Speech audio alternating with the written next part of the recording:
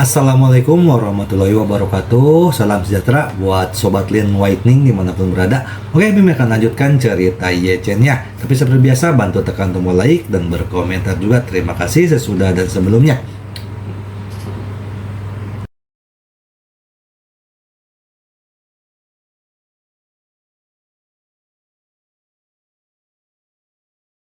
Bab 1511 sampai bab 1515. Ketika Gu Qiuyi mendengar bahwa orang tuanya akan pergi ke pertemuan, dia buru-buru berkata, "Ibu dan ayah, jangan khawatir, aku belum menunjukkan bunga yang diberikan kakak Yechen kepadaku." Setelah mengatakan itu, dia segera mengganti kamera dan melihat ke pangkuannya. Saya memotret buket bunga. Lin Wanqiu di ujung lain video tersenyum dan berkata, "Oh, Chener benar-benar bijaksana dengan buket mawar yang begitu besar. Aku telah bersama ayahmu selama bertahun-tahun, tetapi ayahmu sepertinya tidak pernah memberiku bunga." Gu Yanzong berkata dengan canggung. "Kita sudah menjadi pasangan tua yang sudah menikah. Mengapa kita harus peduli dengan hal-hal ini?" Lin Wanqiu memutar matanya ke arahnya dan berkata, "Jadi inilah kesenjangan antara kamu dan Chener. Lakukan kamu pikir Chener tahu betapa romantisnya, bahkan jika itu hanya untuk menjemput seseorang di bandara, akan menyiapkan buket mawar." Ye Chen terdiam sejenak. Pada saat ini, Gu Qiuyi berkata sambil tersenyum, "Ayah, apakah kamu mendengar itu? Saya akan belajar lebih banyak dari saudara Ye Chen di masa depan." Setelah mengatakan itu, dia berkata dengan puas, "Oke, saya sudah selesai pamer. Kamu pergi dan lakukan pekerjaanmu, tutup telepon." Setelah Gu Qiuyi menutup videonya, Ye Chen bertanya dengan rasa ingin tahu, "Nani, sekarang Bibi Lin juga sibuk dengan urusan grup Gu?" "Ya." Gu Qiuyi mengangguk dan tersenyum, "Sejak ayahku pulih, grup ini juga berkembang secepat darah ayam. Ada banyak hal yang terlalu sibuk, dan ayahku tidak terlalu mempercayai kedua pamanku, jadi ibuku pergi membantunya." Setelah itu, Gu Qiuyi menghela nafas, "Ibuku juga dia benar-benar wanita yang kuat, dia lebih mengabdi pada pekerjaan daripada ayahku. Akhir-akhir ini, dia jelas lebih kuyu dari sebelumnya." Yang benar-benar menyedihkan, Ye Chen tersenyum sedikit dan berkata, "Kalau begitu tunggu sampai Paman Gu dan Bibi Lin datang besok. Setelah itu, saya akan menyiapkan obat sampingan untuk mereka, yang pasti akan sangat melegakan tubuh mereka." Gu Qiuyi berkata sambil tersenyum, "Bagus sekali, saudara Ye Chen. Kamu punya resep yang bagus, kenapa tidak beri aku sepasang untuk dimakan? Akhir-akhir ini aku mengalami kesulitan." "Oke," Ye Chen berkata dengan santai, "bukankah itu hanya masalah kata-kata?" Gu Qiuyi mengangguk, teringat sesuatu, dan buru-buru bertanya, "Ngomong-ngomong, saudara Ye Chen, bagaimana kabar Zong Tianyu sekarang? Apa yang kamu lakukan padanya hingga membuatnya memutuskan keluar dari industri hiburan?" "Hea." Kamu Chen berkata dengan santai, "Saya meminta Hong Wu untuk mengatur agar dia pergi memancing di laut terlebih dahulu." "Ah," Gu Qiuyi bertanya dengan ekspresi terkejut. "Apa, pergi memancing di laut? Bukankah agensinya mengklaim demikian? Dunia luar yang dia, apakah kamu ingin belajar di luar negeri?" Ye Chen berkata sambil tersenyum, "Kamu masih ingin belajar di luar negeri? Indah sekali." Sampai hatinya sakit. "Saya mengatur magang pelaut selama 3 tahun untuknya. Dan dia tidak diperbolehkan turun dari kapal dalam waktu 3 tahun. Bukankah ini belum terjadi? Untuk memulai bisnis Ocean Shipping Group, pertama-tama kita akan mengatur agar dia magang di kapal penangkap ikan. Dia mungkin sudah tiba di Laut Cina Selatan dan mulai memancing sekarang." Gu Qiuyi tertawa terbahak-bahak dan berseru, "Saudara Ye Chen, kamu sayang sekali, mengapa membiarkan dia menjadi seorang pelaut?" Ye Chen berkata dengan nada bercanda, "Alasan utamanya adalah ada terlalu banyak orang yang tinggal di peternakan anjing, dan peternakan itu masih diperluas. Dia beruntung." Gu Qiuyi tertegun dan bertanya dengan bingung, "Saudara Ye Chen, apa itu peternakan anjing? Itu berarti ada orang yang tinggal di peternakan anjing?" Ye Chen melambaikan tangannya, "Tidak apa-apa, hal semacam ini tidak cocok untuk anak-anak, kamu tidak perlu memahaminya. Ini terlalu detail." Gu Qiuyi menjulurkannya lidahnya dan berkata dengan patuh, "Baiklah, kalau begitu saya tidak akan bertanya." Setelah mengatakan itu, Gu Qiuyi bertanya lagi kepadanya, ngomong-ngomong, Saudara Ye Chen, kamu akan kembali ke Yanjing untuk berpartisipasi dalam festival Qingming. Ini untuk upacara pemujaan leluhur, kan? Ye Chen mengangguk, ya. Ada apa? Tidak ada. Gu Qiuyi berkata, bukankah hari pembersihan makam di bulan April, masih ada lebih dari 20 hari. Itu artinya, lebih dari 20 hari kemudian, saya akan dapat melihat Anda di Yanjing lagi. Ye Chen tersenyum sedikit, ya. Saya pasti akan pulang untuk mengunjungi Anda dan Paman Gu dan Bibi Lin. Gu Qiuyi berkata, kamu bisa menggunakan waktu ini. Pengaturannya tepat, karena saya akan pergi ke Amerika Serikat pada pertengahan April. Pergi ke Amerika? Ye Chen bertanya dengan rasa ingin tahu. Mengapa kamu tiba-tiba pergi ke Amerika? Ini tidak tiba-tiba, Gu Qiuyi berkata. Saya keluar dari industri hiburan selama tur konser ini. Jadi saya ingin mengadakan beberapa konser lagi, yang dapat dianggap sebagai penjelasan kepada penggemar saya. Saya juga memiliki banyak penggemar di Eropa, Amerika, Jepang dan Korea Selatan, yang mayoritas adalah orang China.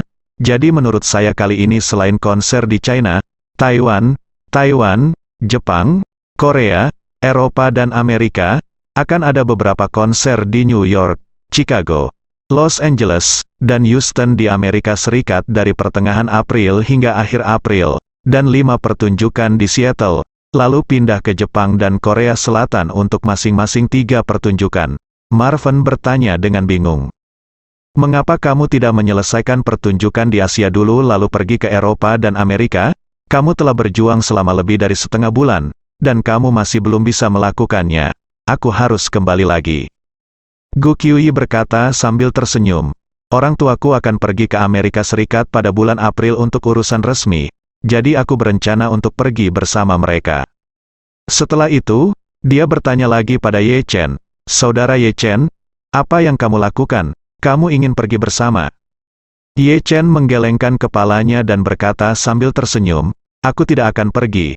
Ada banyak hal yang terjadi di sini di Jinling. April mungkin adalah saat Ocean Shipping Group diluncurkan, jadi saya tidak akan bisa pergi. Gu Qiuyi mengangguk dan berkata dengan sedikit penyesalan, ini terutama karena saya tidak akrab dengan tempat di Amerika Serikat. Saya selalu merasa tidak terbiasa dengannya.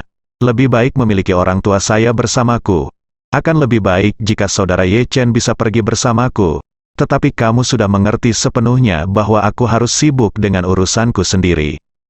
Ye Chen menghibur, meskipun Amerika Serikat jauh, itu hanya 12 jam dengan pesawat. Selain itu, Anda terutama tampil untuk orang Tionghoa perantauan, jadi Anda tidak perlu khawatir tentang aklimatisasi. Iya.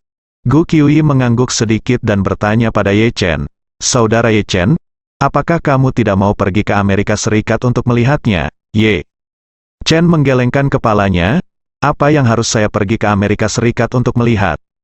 Gu Qiuyi berkata, lihatlah kakek nenekmu. Saya mendengar dari ibu saya bahwa kakek nenekmu masih hidup. Ye Chen tertegun sejenak. Setelah beberapa detik, dia tersenyum tidak wajar dan berkata, sebaiknya aku tidak mengganggu mereka. Lagi pula, aku belum pernah bertemu mereka beberapa kali sejak aku masih kecil, dan kurasa mereka tidak punya perasaan apapun padaku.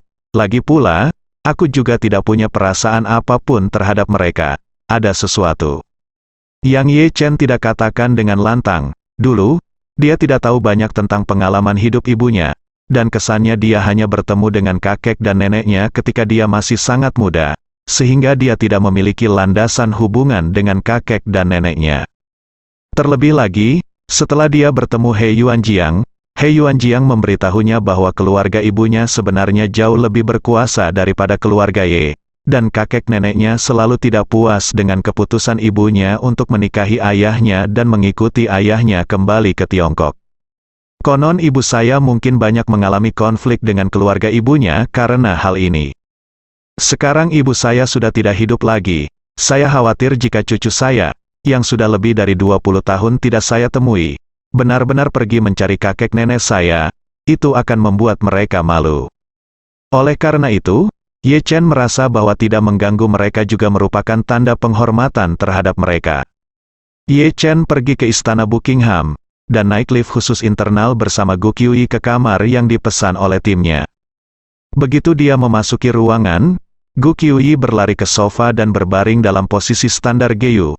Sambil menghela nafas, "Ya Tuhan, aku benar-benar lelah bangun pagi untuk mengejar pesawat." Ye Chen tersenyum dan berkata, "Jika kamu lelah, istirahatlah sebentar, dan kita akan pergi makan setelah kita istirahat."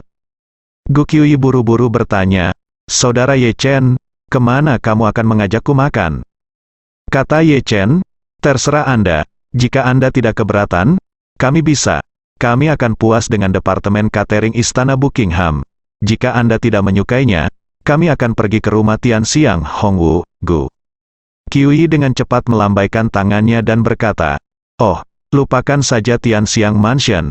Ini terlalu banyak pekerjaan. Makanannya terlalu mewah dan rasanya tidak enak. Saya sangat lelah, dan saya harus berlatih di venue pada pukul 1 jam, jadi waktunya sempit." Setelah mengatakan itu, Gu Qiuyi bertanya dengan hati-hati, "Saudara Ye Chen, mengapa Anda tidak meminta departemen catering untuk membuatkan makanan dan mengantarkannya ke kamar, dan Anda tinggal bersama saya? Ayo makan di kamar." Ye Chen mengangguk dan berkata, "Jika kamu terlalu malas untuk bergerak, maka saya akan meminta Lao Chen untuk mengatur seseorang untuk mengantarkannya." Gu Qiuyi berkata dengan cepat, "Itu bagus sekali. Ye Chen menelepon Chen Zekai. Saya menelepon dan memintanya mengatur departemen catering untuk menyiapkan beberapa hidangan khusus dan mengantarkannya ke kamar Gu Qiuyi sekitar pukul 11.30. Chen Zekai segera pergi ke departemen catering untuk mengawasinya, karena takut diabaikan. Pada pukul 10.30 pagi, iring-iringan mobil yang disiapkan oleh Su Zifei sudah berkumpul di pintu masuk venue, bersiap menuju bandara untuk menyambut kedatangan Gu Qiuyi. Untuk memahami sepenuhnya pergerakan Gu Qiuyi, Su Zifei meminta seseorang untuk menanyakan status jet pribadi Gu Qiuyi, seperti apakah sudah membuka tempat parkir, apakah sudah mulai mengantri untuk meninggalkan pelabuhan, dan kapan diperkirakan akan lepas landas. Namun, saat dia hendak berangkat ke bandara, dia menerima pesan dari Yanjing. Pihak lain memberitahunya bahwa pesawat pribadi Gu Qiuyi baru saja membatalkan rencana penerbangannya untuk hari ini. Su Zifei tidak bereaksi sesaat, jadi dia menelepon dan bertanya, "Kamu bilang pesawat Gu Qiuyi membatalkan rencana penerbangannya, apa yang terjadi? Apakah cuaca di Yanjing buruk? Apakah ada badai petir atau angin kencang?" Pihak lain jawabannya sederhana dan singkat, "Angin sepoi-sepoi bertiup, dan langit tidak berawan." Su Zifei mengerutkan kening dan bertanya, "Apakah itu pengatur lalu lintas?" Jawaban pihak lain masih sederhana dan langsung, "Lalu lintas normal." "Apa yang terjadi?" Su Zifei bertanya dengan bingung. Bukankah hanya ada dua situasi di mana pembatalan penerbangan terjadi, entah karena cuaca buruk atau pengendalian lalu lintas? Pihak lain berkata, ada juga kemungkinan pembatalan penerbangan tersebut karena pihak lain. Jika sesuatu yang tidak terduga terjadi dan saya tidak bisa terbang, saya tidak bisa membiarkan pesawat terbang kosong dengan sendirinya, bukan? Su Zifei menjadi gelisah, lalu segera menutup telepon, kembali ke tempat tersebut, dan berkata kepada Chen Duo-Duo yang sedang bekerja, "Duo-Duo, jam berapa Nona Gu akan datang hari ini?"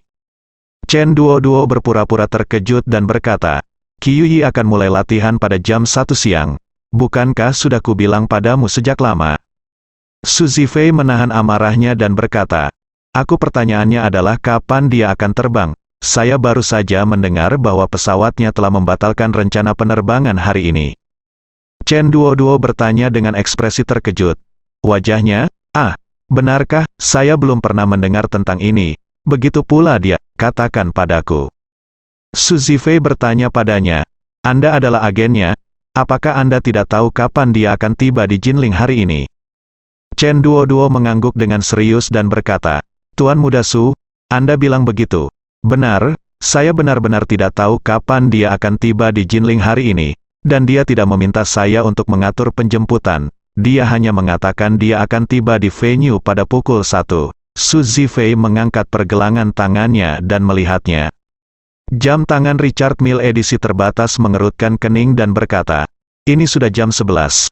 Jika dia menundanya lebih lama lagi, dia pasti tidak akan bisa tiba di tempat tepat waktu." Setelah itu, Su Zifei berkata, "Lewat sini ayo." Izinkan saya menelepon Nona Gu. Chen Duoduo berkata, Tuan Su, jika tidak ada yang lain, saya akan pergi dan sibuk dulu. Oke. Su Zifei mengangguk, mengeluarkan ponselnya, menemukan nomor Gu Qiuyi dan memutar nomor itu. Namun, sebuah pesan datang dari ujung lain telepon. Maaf, pengguna yang Anda hubungi telah mematikan teleponnya, silakan telepon lagi nanti.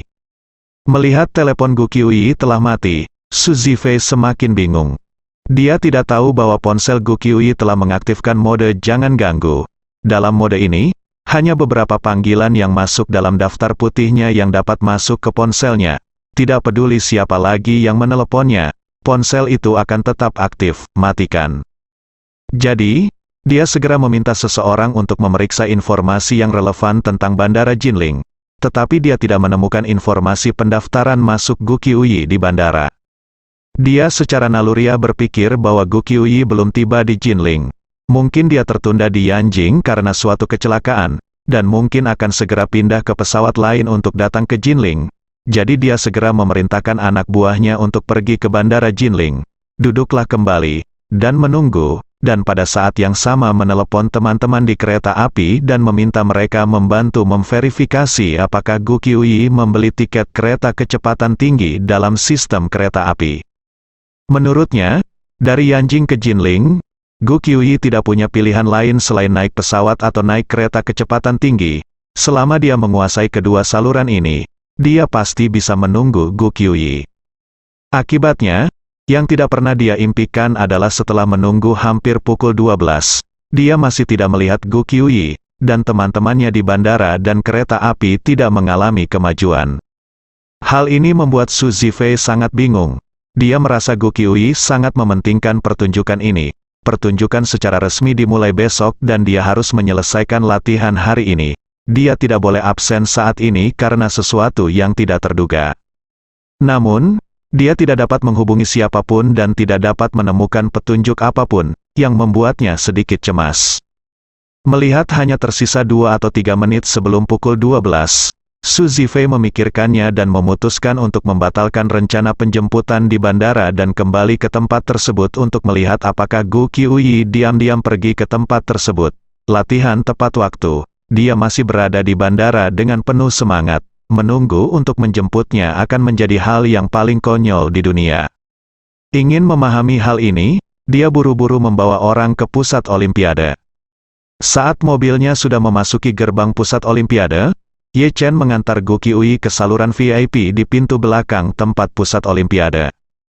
Chen Duoduo telah mengatur agar staf menutup pintu masuk dan keluar terlebih dahulu untuk mencegah penggemar menyelinap masuk. Setelah Ye Chen memarkir mobil, Gu Qiuyi berkata kepada Ye Chen, "Terima kasih, Saudara Ye Chen, karena telah mengirim saya ke sini. Saya pergi dulu." Ye Chen bertanya kepada Gu Qiuyi, "Pengasuh, apakah kamu ingin aku menemanimu ke latihan?" Gu Qiuyi berkata buru-buru, "Tidak, latihan saya dirahasiakan dari Anda. Saya tidak akan membiarkan Anda melihat apapun yang saya katakan. Jika tidak akan ada kejutan ketika pertunjukan resmi besok. Saudara Ye Chen, kamu harus pergi dan melakukan urusanmu sendiri." Ye Chen tak berdaya, dia tidak punya pilihan selain mengangguk dan berkata, "Oke, aku akan pergi dulu. Jika kamu punya sesuatu, telepon aku." Gu Qiuyi berkata sambil bercanda, "Saudaraku Ye Chen, jangan lupa menjemput orang tuaku besok." "Oke." Ye Chen setuju dan berkata, "Pergi dan lakukan pekerjaanmu dengan cepat, aku pergi." Selamat tinggal, Saudara Ye Chen. Pada saat yang sama kali ini, Su Zifei juga masuk ke saluran VIP. Karena dia adalah partner penyelenggara dan telah menggunakan saluran VIP akhir-akhir ini, para staf langsung melepaskan mobilnya ketika mereka melihatnya. Begitu Su Zifei masuk ke saluran VIP, dia tiba-tiba melihat Gu Qiuyi keluar dari BMW 520 biasa di depannya. Ketika dia turun, dia melambai dengan gembira kepada orang-orang di dalam taksi. Su Zifei tidak dapat melihat wajah pengemudi dari belakang, tetapi melalui kaca belakang, dia dapat melihat bagian belakang kepala Ye Chen. Rambut Ye Chen pendek, dan siapapun yang melihatnya dari belakang dapat mengetahui bahwa dia adalah seorang pria. Pada saat ini, Zifei diliputi amarah dan mengertakkan gigi dan mengutuk, "Sialan, aku telah menunggumu sepanjang sore. Tapi aku tidak menyangka kamu akan meminta pria lain untuk mengirimmu ke sini. Tidak ada informasi tentangmu di bandara atau kereta berkecepatan tinggi. Tapi kita sudah sampai di Jinling. Sepertinya kamu sengaja menghindariku." Kemudian, dia melihat dengan cermat nomor plat Ye Chen, mengeluarkan ponselnya dan membuat panggilan. "Hei, bantu aku memeriksa informasi plat nomornya. Aku ingin semua informasi tentang pemilik mobil ini. Kita harus cepat." Su Zifei bukanlah ular lokal di Jinling. Oleh karena itu, walaupun ia dapat menggunakan banyak koneksi, namun keandalan koneksi tersebut tidak terlalu tinggi. Pada dasarnya bawahannya harus mencari beberapa lapisan koneksi secara tidak langsung untuk menemukan orang-orang kuncinya. Biasanya, jika dia ingin memeriksa informasi seseorang di Jinling, dia akan menelepon bawahannya, yang kemudian akan menggunakan kontak mereka untuk mencari koneksi lokal di Jinling. Meski sedikit merepotkan, itu tidak terlalu merepotkan, sulit.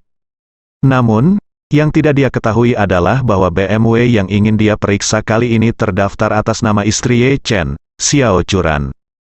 Sebagai juru bicara keluarga Ye di Jinling, dan sebagai tangan kanan Ye Chen, Chen Zekai telah mengatur hubungan, dan semua informasi pribadi terkait Ye Chen, serta istri Ye Chen, Xiao Churan, ayah mertuanya, Xiao Changkun dan ibu mertua Ma Lan. Ada peringatan yang sangat tepat waktu. Jika seseorang bertanya tentang informasi keluarga beranggotakan 4 orang di sistem, saat dia memasukkan nama atau nomor platnya dan mengklik pertanyaan, peringatan dini akan dikirim ke Chen Zekai sesegera mungkin. Pada saat yang sama, apakah dia menanyakan nama keluarga Ye Chen yang beranggotakan 4 orang, atau plat nomor, alamat, dan nomor ID mereka, sistem akan segera memicu aturan perlindungan dan memberikan umpan balik pertama, informasi sistem sedang dalam pemeliharaan, silakan coba lagi nanti, tip kepada pihak lain. Oleh karena itu, ketika orang kunci yang ditemukan oleh Su Zifei memasukkan nomor plat Xiao Churan ke dalam sistem, Chen Zekai segera menerima kabar tersebut. Orang tersebut menemukan bahwa informasi sistem sedang dipertahankan, jadi dia tidak terlalu memikirkannya dan berencana menunggu beberapa menit dan mencoba lagi. Sambil menunggu, Chen Zekai segera menghubungi penanggung jawab Departemen Transportasi Jinling dan langsung melakukan counter check di sistem internal. Dalam waktu kurang dari 1 menit, ia menemukan orang yang mencari nomor plat Xiao Churan. Pria itu adalah manajer tingkat menengah dari Departemen Transportasi Jinling. Dia baru saja menerima permintaan dari seorang teman beberapa menit yang lalu untuk membantu memeriksa nomor plat mobil setempat. Orang lain hanya meminta informasi registrasi mobil tersebut, jadi dia tidak terlalu memikirkannya dan bersiap, setelah memeriksa, berikan masukan kepada pihak lain. Tapi dia tidak menyangka Chen Zekai akan menguncinya dalam waktu kurang dari 1 menit. Belakangan, dia tiba-tiba dipanggil ke kantor pimpinan. Dia tidak menyadari bahwa pencariannya telah menyebabkan bencana besar, jadi dia membuka pintu dan bertanya dengan ekspresi tersanjung di wajahnya, "Perintah apa yang Anda dapatkan dari saya?" Pemimpin itu segera bertanya kepadanya, "Apakah Anda sudah memeriksanya?" Dalam sistem tadi, punya informasi tentang BMW. Pria itu berkata dengan gugup, "Tidak. Apakah ada kesalahpahaman?"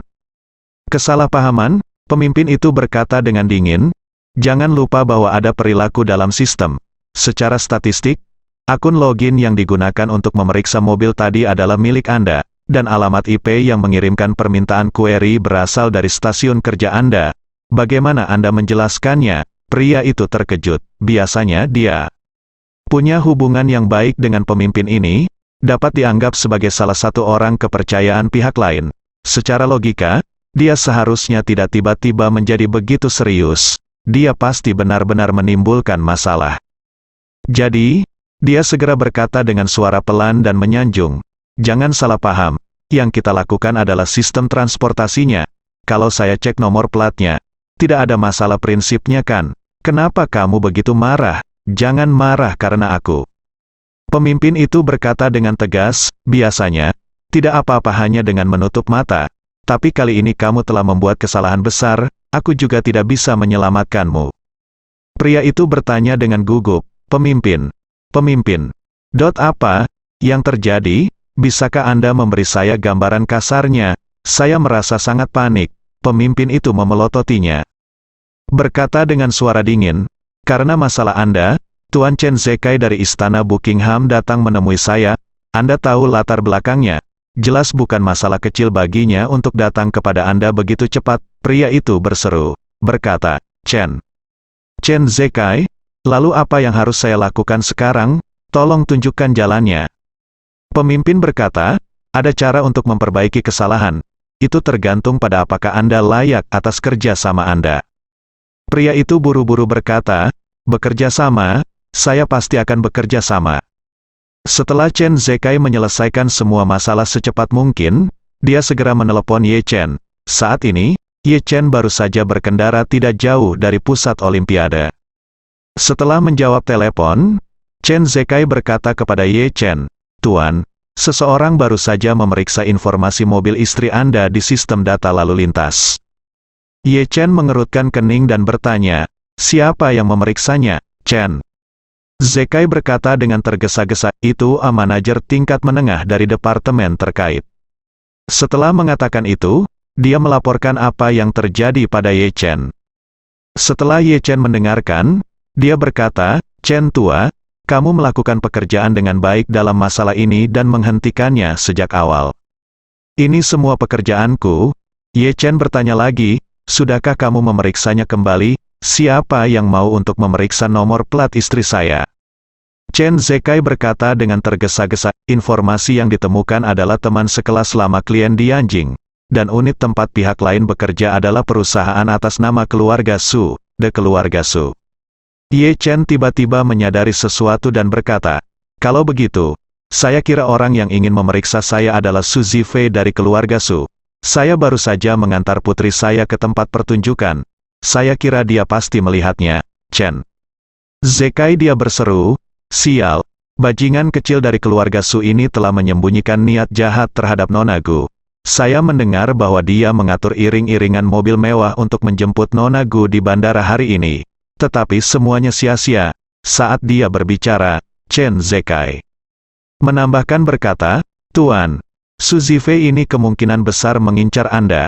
Dia ingin memeriksa nomor plat Anda sekarang, dan dia pasti mengincar Anda.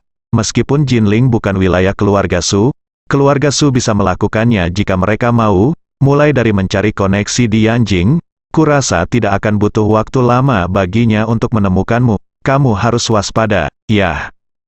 Kata Ye Chen dengan agak ekspresi tegas, Su Zifei seharusnya masih ada di sana. Dia tidak melihat penampilanku, tetapi karena dia datang ke pintu sendirian, dia harus mengambil inisiatif untuk mengambil tindakan. Setelah itu, Ye Chen berkata lagi, Aku akan menghadiri konser Nanan besok malam. Jika aku tidak melakukan apapun pada Su, jika kita tidak melakukan apapun, kita pasti tidak akan bisa menghindari pertemuan dengannya di konser. Jadi sebaiknya kita singkirkan masalah ini sebelum konser dimulai. Chen Zekai bertanya dengan tergesa-gesa. Guru, apa rencanamu? Ye Chen mencibir dan berkata, dalam hal ini, pertama-tama Anda meminta orang yang terlibat untuk memberikan informasi palsu kepada Su Zifei. Informasi spesifiknya adalah seperti yang saya katakan. Setelah itu, Ye Chen memberitahu Chen Zekai tentang rencananya secara detail. Dan memintanya untuk dia dengan ketat mengikuti instruksi. Ye Chen tahu betul bahwa dia telah menyelamatkan Su Ziyu dan Su Zifei di Jepang. Jadi jika dia benar-benar berhadapan langsung dengan Su Zifei, dia pasti akan mengenalinya. Oleh karena itu, daripada menunggu dia mengenali dirinya di konser besok, lebih baik ambil inisiatif dan hadapi dia. Awalnya, dia tidak ingin menyerangnya.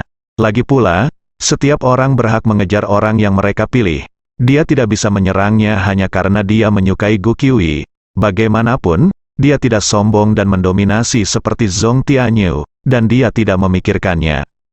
Namun kali ini keadaannya benar-benar berbeda. Zifei ini sangat berani hingga berani memeriksa nomor plat istrinya. Perilakunya sendiri sudah jelas melewati batas. Sekarang setelah Anda melewati batas, jangan salahkan diri Anda sendiri karena bersikap kasar. Karena suasana hatinya sedang buruk, Su Zifei duduk di Rolls-Royce-nya dan tidak keluar dari mobil. Meskipun latihan nyanyian Gu Qiui segera datang dari tempat tersebut, dia masih duduk tak bergerak di dalam mobil. Saat ini, dia sedang dalam suasana hati yang sangat tidak bahagia. Yang membuatnya tidak bahagia adalah, di satu sisi, Gu Qiuyi sengaja menghindarinya, dan di sisi lain, pengemudi BMW yang tidak dikenal itu.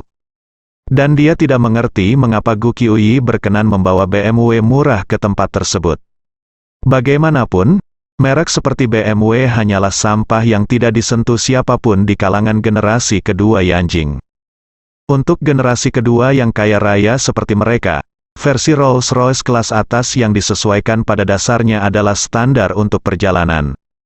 Dan mobil sekaliber BMW tidak ada bandingannya dengan Rolls-Royce kelas atas yang dikustomisasi. Melihat sudah lebih dari 10 atau 20 menit berlalu dan bawahannya belum juga melaporkan kembali informasi tentang BMW tersebut, mau tak mau ia merasa sedikit kesal. Saat hendak menelepon dan memarahinya, tiba-tiba ponselnya diterima. Panggilan dari bawahannya. Telepon. Su Zifei segera menjawab telepon dan berteriak, "Saya meminta Anda untuk memeriksa plat nomor sialan itu. Di mana Anda memeriksanya untuk saya? Anda sudah lama tidak menjawabnya." Pihak lain buru-buru berkata, "Tuan muda, tenang turun, apa yang kamu lakukan?" Di sana tadi, orang-orang melaporkan bahwa ada yang salah dengan sistem. Dan mereka baru saja menyelesaikannya. Mobil yang ingin Anda periksa sudah mendapat hasilnya. Su Zifei buru-buru bertanya, "Apa hasilnya? Siapa pemilik mobil itu?" Pihak lain jawabannya adalah, "Tuan, BMW yang Anda ingin saya periksa adalah mobil yang terdaftar atas nama Jinling M Grand Group." M Grand Group, Su Zifei tidak tidak mau mengerutkan kening. Dia berada di Jinling selama periode ini, dan dia memiliki pemahaman tentang situasi di Jinling. Perusahaan lokal terbesar di Jinling adalah grup Dihao, tetapi identitas bos grup tersebut misterius, dan Su Zifei tidak tahu siapa pemilik perusahaan ini. Oleh karena itu, dia sedikit terkejut dan berseru, "Apakah berita itu benar?" Pihak lain menjawab, "Pasti benar. Dia juga bercerita kepada saya bahwa ada lebih dari 500 kendaraan yang terdaftar atas nama M Grand Group, dan BMW ini salah satunya. Ada juga detail kecil yang Anda sebutkan mobil itu bukan BMW 520, tapi sebenarnya BMW 760. Tidak mungkin," Su Zifei berseru. "Saya melihat dengan mata kepala sendiri bahwa tanda ekor mobil itu bertuliskan 520. Bagaimana bisa itu 760? Apakah Anda sudah memeriksanya?" "Salah." "Tidak," pihak lain berkata dengan serius. "Saya sudah berulang kali mengkonfirmasi dengan pihak lain bahwa nomor plat yang didaftarkan memang BMW 760. Adapun Anda mengatakan bahwa tanda ekornya adalah 520. Saya kira itu mungkin telah dirusak." Dengan itu, ia menambahkan, "Tuan, Anda mungkin tidak tahu banyak tentang mobil mewah entry level low-end seperti BMW, namun nyatanya masih ada perbedaan besar antara BMW seri 5 dan seri 7. Sekilas memang terlihat hampir sama, namun jika dicermati sebenarnya banyak sekali perbedaannya. Namun orang yang belum memahaminya tidak akan bisa melihatnya, seperti halnya Mercedes-Benz E saat ini. Kelas dan Mercedes-Benz S-Class. Orang yang tidak mengerti mobil pada dasarnya tidak bisa melihat perbedaan apapun.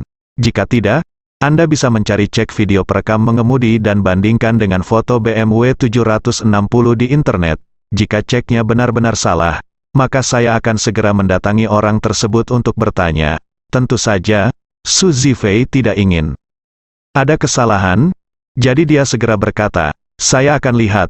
Untuk videonya perekam mengemudi, tolong temukan saya gambar detail bagian belakang BMW 760 dan 520 dan kirimkan ke WeChat saya. Saya akan mengonfirmasinya terlebih dahulu." "Oke." Su Zifei buru-buru membuka video mengemudi internal Rolls-Royce. Perekam menemukan klip yang baru saja diambil, dan setelah memutarnya kembali, terlihat jelas bahwa bagian belakang mobil tersebut memang terpasang pada BMW 520. Alasan mengapa dia ingin mengetahui apakah itu 520 atau 760 adalah untuk menentukan apakah mobil itu milik M Grand Group. Jika benar mobil tersebut adalah BMW 760 seperti yang dikatakan anak buahnya, maka jika semua petunjuknya cocok maka dapat dipastikan mobil tersebut milik M Grand Group. Namun jika mobil tersebut bukan 760, melainkan 520 biasa. Itu membuktikan bahwa informasi yang diberikan oleh bawahannya salah. Kalau begitu, mungkin ada yang salah dengan anak buahnya, atau ada yang salah dengan BMW 520, atau mungkin mobil palsu. Saat ini, Su Zifei menerima beberapa gambar detail resmi BMW 520 dan BMW 760 dari bawahannya. Sekilas Su Zifei dapat mengetahui bahwa detail gambar resmi BMW 760 sama persis dengan mobil yang baru saja dia foto. Artinya, mobil yang barusan itu memang BMW 760 dengan badge ekor yang diubah. Artinya juga mobil tersebut memang berasal dari Emgrand Group. Su Zifei mengerutkan kening, menelepon dan bertanya, "Apakah Anda tahu siapa bos di balik grup Jinling di Hao?" Tidak yakin. Pihak lain menjawab, perwakilan hukum grup di Hao adalah Wang Dongsui, dan dia berasal dari grup di Hao, wakil ketua, tetapi saham grup di Hao tidak atas namanya. Setelah itu, pihak lain memperkenalkan lebih lanjut, meskipun perusahaan ini terdaftar di Jinling, model struktur ekuitas grup Jinling di Hao sama dengan itu raksasa internet dalam negeri, ada juga perusahaan induk luar negeri di struktur atas. Yang lebih memberatkan adalah perusahaan induk luar negerinya adalah perusahaan luar negeri yang terdaftar di Kepulauan Cayman. Perusahaan luar negeri ini 100% mengendalikan Jinling di Hao Group. Jadi itu perlu diselidiki. Hanya dengan mengetahui siapa bos perusahaan luar negeri itu kita bisa mengetahui siapa pemilik sebenarnya dari Emgrand Group itu. Ini sangat merepotkan. Su Zifei bertanya, "Bisakah Anda mengetahui pemegang sahamnya informasi perusahaan luar negeri ini di luar negeri?"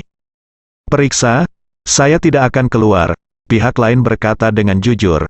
Kepulauan Cayman telah lama mengumumkan peraturan peradilan untuk memberikan perlindungan privasi yang komprehensif bagi semua perusahaan yang terdaftar di Kepulauan Cayman. Informasi terkait kepada direktur dan pemegang saham sepenuhnya rahasia. Dalam hal ini, mirip dengan Bank Swiss, strateginya persis sama. Jadi kami tidak dapat menemukan informasi apapun. Brengsek, Su Zifei mengumpat dengan marah, "Saya tidak percaya bahwa tidak ada seorang pun di perusahaan besar grup di Hao di Jinling yang tahu siapa bosnya. Apakah Anda perempuan dan berapa umur Anda?" Pihak lain segera berkata, "Orang yang membocorkan informasi tersebut kepada saya mengatakan kepada saya bahwa bos mereka sangat berkuasa, muda dan kaya, tampan dan tampan. Dia juga mengatakan bahwa ada rumor bahwa dia adalah orang kaya misterius yang sangat terkenal. Di Jinling tahun lalu, orang kaya misterius macam apa?" Ketika Su Zifei mendengar pihak lain mengatakan bahwa bos Emgrand Group masih muda, kaya dan tampan, dia langsung merasa tidak bahagia dan bertanya dengan dingin, "Apakah ini misterius orang kaya terkenal?" Pihak lain menjawab, "Menurut sumber saya, dia cukup terkenal. Dia pernah menggunakan puluhan juta uang tunai untuk menghancurkan seorang penjual yang menghina di toko batu giok, yang diberitakan secara luas di Jinling." Su Zifei merasa sedikit kesal. Ia merasa jika menuruti apa yang dikatakan bawahannya, bos Emgrand Group itu benar-benar pesaing yang kuat. Dikombinasikan dengan fakta bahwa Gu Qiuyi dengan sengaja melewatinya, datang ke tempat kejadian bersamanya, dan mengucapkan selamat tinggal padanya dengan penuh kasih sayang. Mungkin pria ini telah mengambil langkah di depannya dan memenangkan hati Gu Qiuyi. Memikirkan hal ini, dia merasa marah dan cemas, dan berseru, "Apakah Anda memiliki informasi pribadi Wang Dongsui?" "Iya," pihak lain memperkenalkan, informasi Wang Dongsui relatif transparan. Dia adalah penduduk asli Jinling, dan semuanya informasi masa lalunya adalah ada jejak yang harus diikuti. Dia adalah siswa berprestasi ketika dia masih di sekolah. Kemudian, dia bergabung dengan mantan Emgrand Group dan membantu Emgrand Group terus tumbuh dan berkembang dalam waktu singkat. Dia juga naik ke posisi wakil ketua Emgrand Group dan telah menjadi anggota Emgrand Group hingga sekarang, pemimpin tertinggi di depan umum.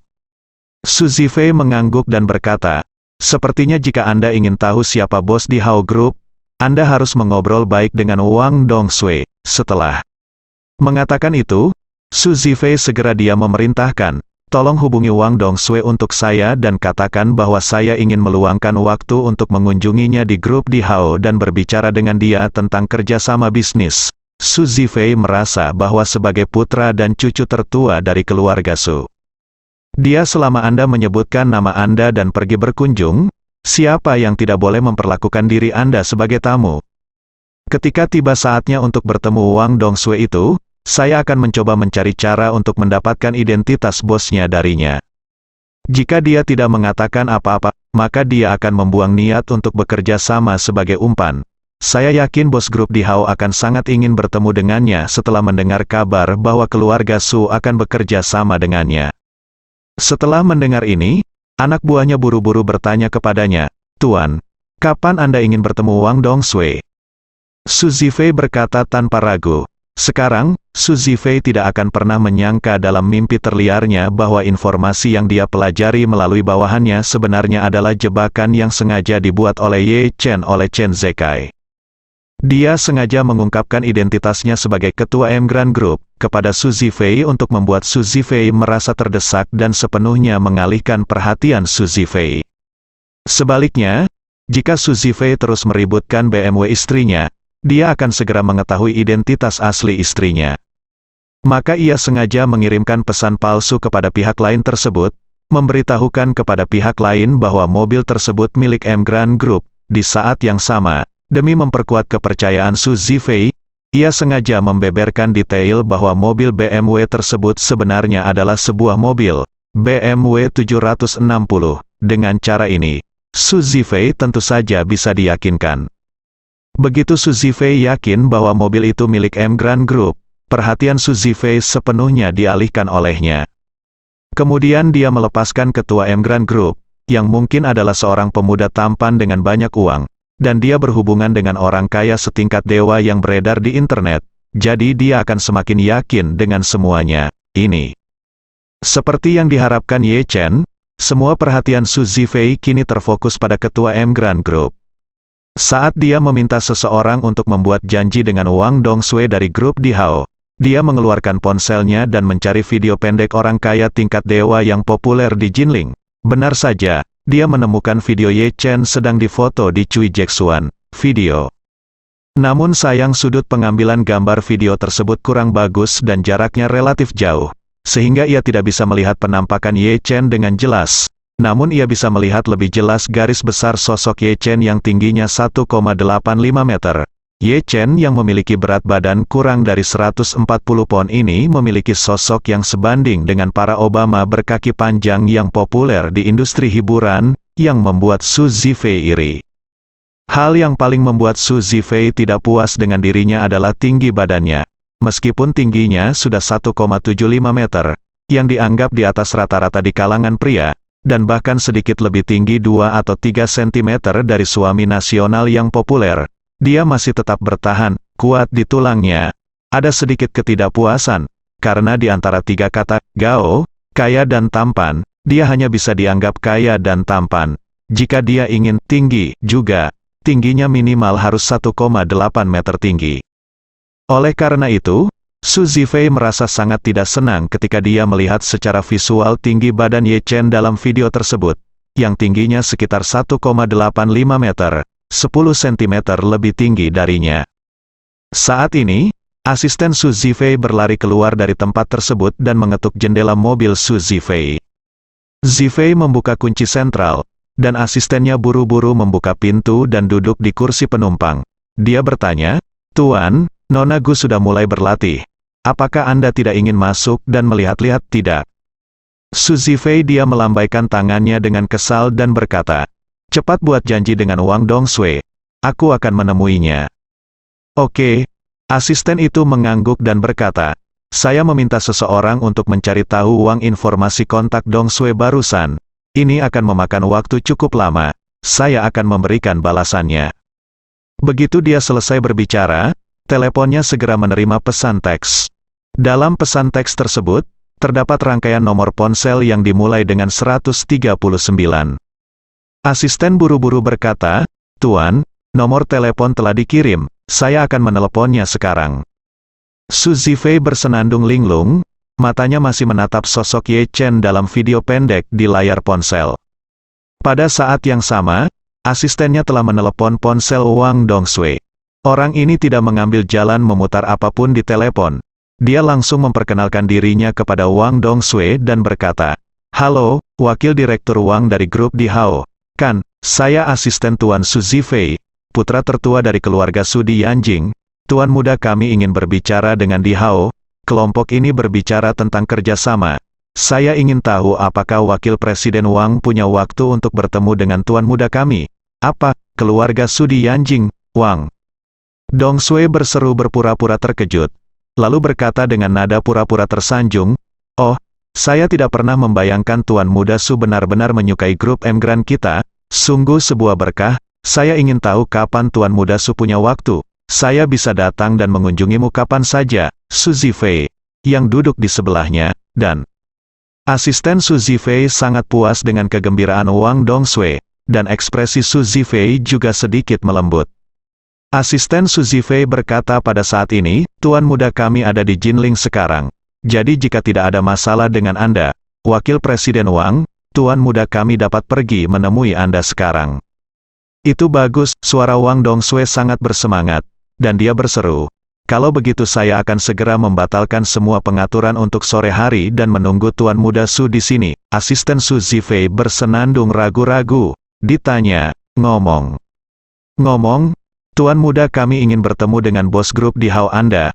Saya ingin tahu apakah dia punya waktu di sore hari." Wang Dongsui berkata dengan tergesa-gesa, "Saya benar-benar minta maaf, bos kami selalu sangat rendah hati, dan dia juga seorang penjaga toko lepas tangan.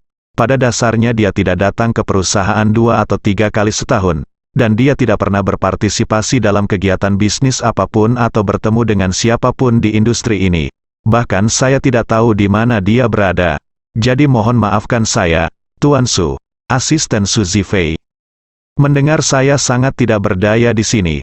Tetapi untungnya, setidaknya saya bisa membiarkan tuan muda bertemu dengan Wang Dongsui ini terlebih dahulu." Jadi dia berkata, "Karena bos Anda tidak ada di perusahaan, mari kita tunggu sampai kita punya kesempatan. Saya akan menemani tuan muda kita ke grup Di Hao Anda terlebih dahulu. Anda harus mempersiapkan pekerjaan penerimaan dan keamanan terlebih dahulu." Wang Dongsui berkata tanpa ragu-ragu, "Jangan khawatir, saya akan mengaturnya agar orang-orangku membuat persiapan. Jika waktunya tiba, Tuan Su akan datang langsung dari garasi bawah tanah. Naik saja lift khusus ke lantai paling atas." "Oke."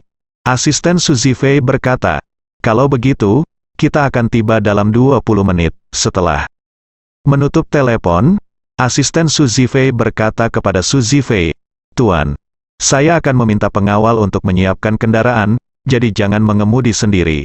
Su Zifei mengangguk. Alasan mengapa dia mengemudi sendiri awalnya karena dia ingin memiliki ruang pribadi dengan Gu Qiuyi setelah menjemputnya. Tapi dia tidak menyangka bahwa dia dengan hati-hati persiapannya ternyata sia-sia, dan aku benar-benar kesal hanya dengan memikirkannya. Pengawal dan anak buah Su Zifei dengan cepat mengatur iring-iringan mobil. Asisten Su Zifei secara pribadi membukakan pintu mobil untuknya dan mengantarnya ke kursi belakang Rolls-Royce lainnya. Kemudian iring-iringan mobil segera berangkat menuju Emgran Group. Namun, Su Zifei tidak pernah membayangkan bahwa saat ini, Ye Chen sudah berada di kantor Wang Dongsui, menunggunya untuk menyerah. Wang Dongsui, sebaliknya, berdiri dengan hormat di depan Ye Chen dan bertanya, "Guru, Su Zifei akan segera datang. Bagaimana saya harus menghadapinya?" Ye Chen tersenyum sedikit, menunjuk ke pintu belakang kantor Wang Dongsui, dan berkata, "Ketika dia datang, saya akan pergi ke ruang tunggu Anda untuk beristirahat sebentar. Anda dapat mengobrol dengannya sebentar. Saya akan keluar ketika waktunya tepat." Wang Dongsui mengangguk. Mau tidak mau bertanya, "Tuan, apa yang akan Anda lakukan dengan Su Zifei ini? Dia adalah cucu tertua dari keluarga Su. Jika Anda ingin menyerangnya, Su keluarga pasti tidak akan membiarkannya pergi, dan dia menghilang dari grup Emgran lagi." "Iya, jika saatnya tiba, keluarga Su pasti akan berusaha sekuat tenaga untuk mengetahui semua situasi grup Di Hao. Apakah identitasmu tidak terungkap?" Ye Chen tersenyum dan berkata, "Tidak apa-apa, kamu tidak perlu khawatir tentang ini. Aku punya jalan," bersambung